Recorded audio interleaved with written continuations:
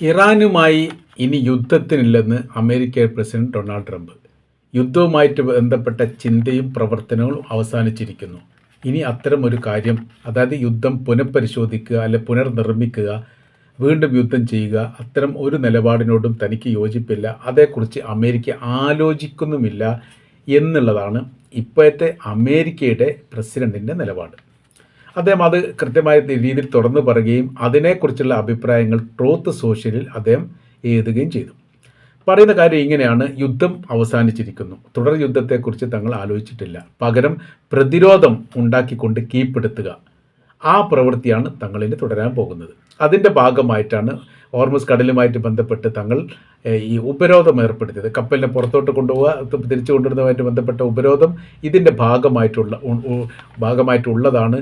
അതിൻ്റെ തുടർച്ചയായിട്ട് മറ്റൊരു പ്രഖ്യാപനം കൂടി ഇപ്പോൾ അമേരിക്കയുടെ ഭാഗത്തും പുറത്ത് വന്നത്: 35 സ്ഥാപനങ്ങൾക്കും വ്യക്തികൾക്കും അമേരിക്ക ഉപരോധം ഏർപ്പെടുത്തി. അത് സ്ഥാപനങ്ങളെ തിരിച്ചും വ്യക്തികളെ തിരിച്ചും ഉപരോധം ഏർപ്പെടുത്തുക എന്ന് പറയുന്ന സമയത്ത് അത്തരം വ്യക്തികൾക്ക് അമേരിക്ക സന്ദർശനം ചെയ്യാൻ വേണ്ടി പാടില്ല. അവരുടെ സമ്പത്ത് മറ്റു രാജ്യത്തുണ്ടെങ്കിൽ അത് ബ്ലോക്ക് ചെയ്ത് നിർത്താനുള്ള പരിപാടി, അങ്ങനെയൊക്കെയാണ് അതിൻ്റെ ഉപരോധവുമായി ബന്ധപ്പെട്ട കാര്യത്തെക്കുറിച്ച് പറയുക. അതായത് ഇറാനുമായിട്ട് ചേർന്ന് നിൽക്കുന്ന രാജ്യങ്ങളാണ്. അതിലേറ്റവും വലിയ പ്രത്യേകത 4 രാജ്യങ്ങൾ ചൈനയിലുള്ളതാണ് എന്നുള്ളതാണ്. അപ്പോൾ അങ്ങനെ ഉപരോധം ഏർപ്പെടുത്തി കഴിഞ്ഞാൽ ചൈനീസ് സർക്കാർ ഇവരെ സംരക്ഷിച്ചാൽ പിന്നെ ആ പ്രശ്നം തീരുന്നതേ ഉള്ളൂ. റഷ്യയുടെ കമ്പനിയിൽ പെട്ട വിഭാഗവും വ്യക്തികളും ഉണ്ട്, അങ്ങനെയും പറയുന്നു. അപ്പോൾ ഈ ജയിക്കാത്ത ഒരു യുദ്ധത്തിൻ്റെ മുനമ്പിൽ നിന്ന് മാറി നിൽക്കണം എന്നുള്ളതാണ് ട്രംപിന് നൽകിയിരിക്കുന്ന നിർദ്ദേശങ്ങൾ അല്ലെങ്കിൽ ഉപദേശങ്ങൾ. സൈനികരുടെ ഭാഗത്തു നിന്ന് അത് ഔദ്യോഗികമായിട്ട് പുറത്ത് വന്നിട്ടില്ലെങ്കിൽ പോലും അവർ പറയുന്ന കാര്യം: നമ്മൾ അപഹാസ്യരാകുന്നു, അപമാനിക്കപ്പെടുന്നു, ലോകം മുഴുവൻ നമ്മളെ കളിയാക്കുകയാണ് ചെയ്യുന്നത്.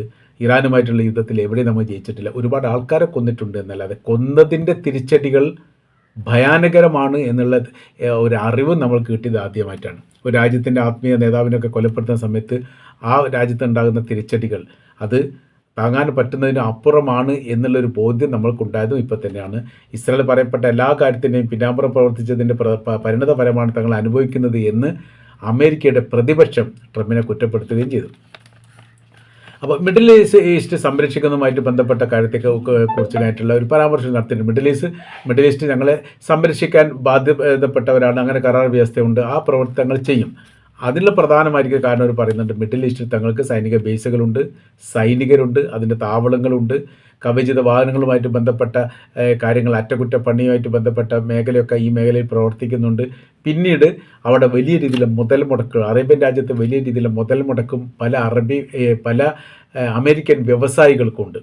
അപ്പോൾ അവിടുത്തെ പെട്രോളിയവുമായിട്ട് ബന്ധപ്പെട്ട കാര്യത്തിനൊക്കെ വലിയ രീതിയിൽ പണം ചെലവഴിച്ചിട്ടുണ്ട്. അതുകൊണ്ട് തന്നെ അതിനെ പ്രതിരോധിക്കുക, അവർക്ക് പ്രശ്നമുണ്ടാകുന്ന സമയത്ത് പ്രതിരോധിച്ച് നിർത്തുക എന്നുള്ളത് തീർച്ചയായിട്ടും തങ്ങളുടെ അനിവാര്യമാണ്, കാര്യമാണ് എന്നവർ പറയുന്നു. അപ്പോൾ ഇതിനിടയിൽ മറ്റൊരു റിപ്പോർട്ട് പുറത്തു വന്നത്, ഉപരോധം ഇപ്പോൾ ശീതസമരത്തിന് തുല്യമാണെന്നുള്ള കാര്യം നമ്മൾ പറഞ്ഞു. 39 ഇറാനിയൻ കപ്പലുകൾ തിരിച്ചയച്ചിട്ടുണ്ട് അമേരിക്ക എന്ന് പറഞ്ഞു. 39 ഇറാൻ്റെ കപ്പലുകൾ ഈ മേഖലയിൽ നിന്ന് വന്നിടത്തേക്ക് തന്നെ, അതായത് ഇറാനിലേക്ക് തന്നെ തിരിച്ചയച്ചത്. അതിന് ഇറാൻ പറയുന്ന മറുപടി: നുണപ്രചരണം നടത്തുകയാണ് അമേരിക്ക. അത്തരമൊരു കാര്യങ്ങൾ ഉണ്ടായിട്ടേ ഇല്ല.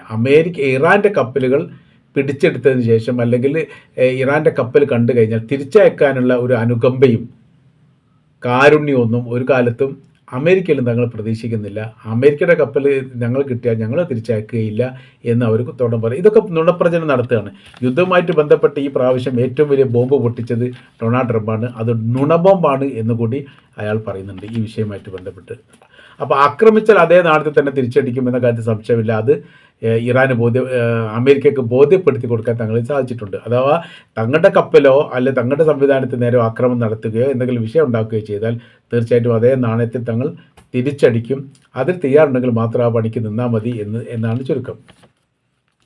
ഇപ്പോഴത്തെ സ്ഥിതി എന്ന് പറഞ്ഞാൽ വിമാന കമ്പനികൾ പോലും പ്രതിസന്ധിയിലേക്ക് മാറിയിരിക്കുകയാണ് പെട്രോളിയവുമായിട്ട് ബന്ധപ്പെട്ട വിഷയത്തിൽ. അപ്പോൾ അങ്ങനെ വരുന്ന സമയത്ത് ഈ നാവിക ഉപരോധം പിൻവലിക്കുന്നതുമായി ബന്ധപ്പെട്ട കാര്യം അമേരിക്ക ആലോചിക്കുന്നു എന്ന റിപ്പോർട്ടും പുറത്തു വരുന്നു. കാര്യം എല്ലാം ഇപ്പോൾ അമേരിക്ക പേറേണ്ട ഒരു സ്ഥിതിയാണുള്ളത്. ഇസ്രായേൽ എന്തെങ്കിലും ആക്രമണം നടത്തിയാൽ അതിന് ഉത്തരവാദി അമേരിക്കയാണ്.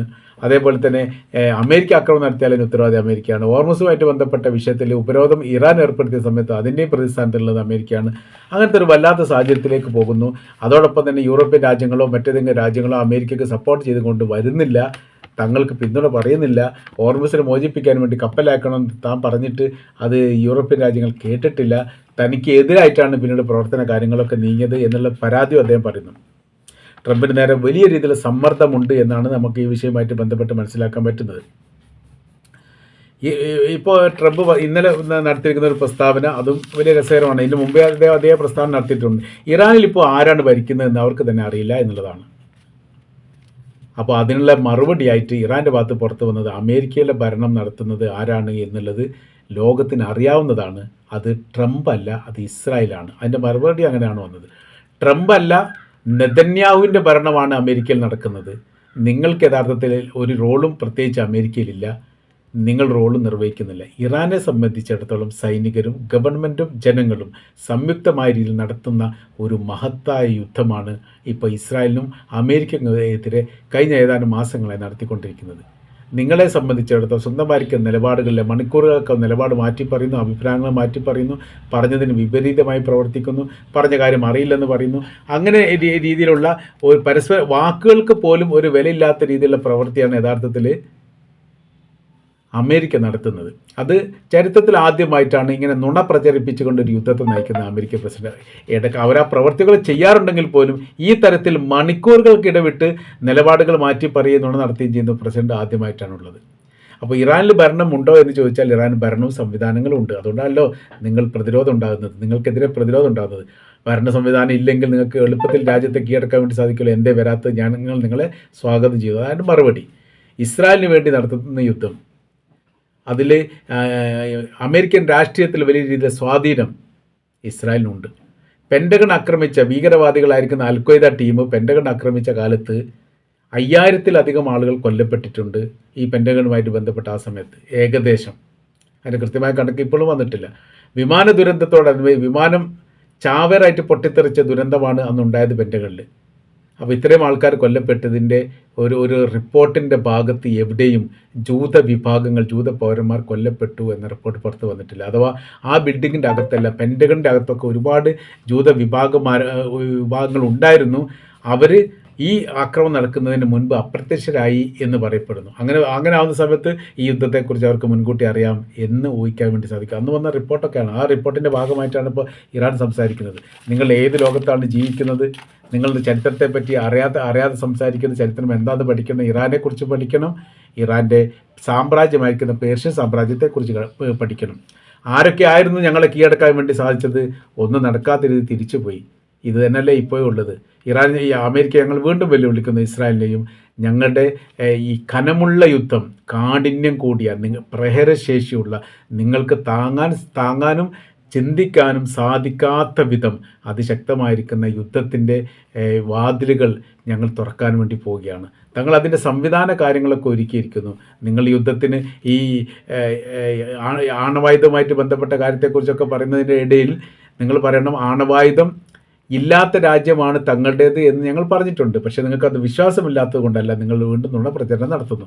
അമേരിക്കയിൽ നിങ്ങൾ ഒരുപാട് ആണവായുധം തിരഞ്ഞിട്ടുണ്ട്, ഒന്നും കണ്ടെത്താൻ വേണ്ടി സാധിച്ചിട്ട്. അമേരിക്കയിലെ ഇറാഖിൽ അന്ന് ആ യുദ്ധവുമായിട്ട് ബന്ധപ്പെട്ട് അമേരിക്കയും ബ്രിട്ടനും അവിടെ ആണവായുധം തരുന്ന, നശീകരണ ആയുധങ്ങൾ തരുന്ന തിരക്കിലായിരുന്നു. അവിടെ ഉണ്ട് എന്ന് ഞങ്ങൾക്ക് 100% ഉറപ്പ് എന്ന് അന്നത്തെ ബ്രിട്ടീഷ് പ്രധാനമന്ത്രി ടോണി ബ്ലെയർ പറഞ്ഞതാണ്. തെരഞ്ഞവർക്ക് മതിയായതിൻ്റെ ശേഷം അവസാനം പറഞ്ഞു, ഞങ്ങൾക്ക് ചെറിയ തെറ്റ് പറ്റിപ്പോയി, സോറി പറഞ്ഞ് ടോണി ബ്ലെയർ ആ പുസ്തകം അവസാനിപ്പിച്ചു. അപ്പോഴത്തേനും ആയിരക്കണക്കിന് ആളുകൾ കൊല്ലപ്പെട്ടിരുന്നു, 10,000-കണക്കിന് ആളുകൾക്ക് വീട് നഷ്ടപ്പെട്ടിരുന്നു, തൊഴിൽ മേഖല തകർന്നിരുന്നു, പരസ്പരം മനുഷ്യന്മാരെ പോലും തിരിച്ചറിയാൻ പറ്റാത്ത വിധമുള്ള കഠോരമായിരിക്കുന്ന ബോംബ് സ്ഫോടനങ്ങൾ നടന്നിരുന്നു, ഭരണാധികാരികൾ ഇല്ലാതായിപ്പോയി. അങ്ങനെ സർവനാശം. ഒരു രാജ്യം പുനർനിർമ്മിക്കാൻ വേണ്ടി പതിറ്റാണ്ടുകൾ എടുക്കേണ്ട സാഹചര്യങ്ങൾ സൃഷ്ടിക്കപ്പെട്ടതിന് ശേഷം അവസാനം നിങ്ങൾ പറഞ്ഞ വാക്ക് സോറിമേൽ ഒതുക്കി. അത് ഇറാനെ സംബന്ധിച്ചിടത്തോളം നടക്കില്ല. ഞങ്ങൾ യുദ്ധം ചെയ്യും അവസാന ശ്വാസം വരെ. ഇറാനിൽ ഒരു പൗരൻ ശേഷിക്കുന്നുണ്ടെങ്കിൽ ആ ശേഷിക്കുന്ന പൗരനും വിപ്ലവകാരികളാണ് എന്ന് പറഞ്ഞുകൊണ്ടാണ് ഈ വിഷയമായിട്ട് ബന്ധപ്പെട്ട കാര്യം ഇറാൻ്റെ വിദേശകാര്യമന്ത്രി അബ്ബാസ് അറാഞ്ചി അവസാനിപ്പിക്കുന്നത്.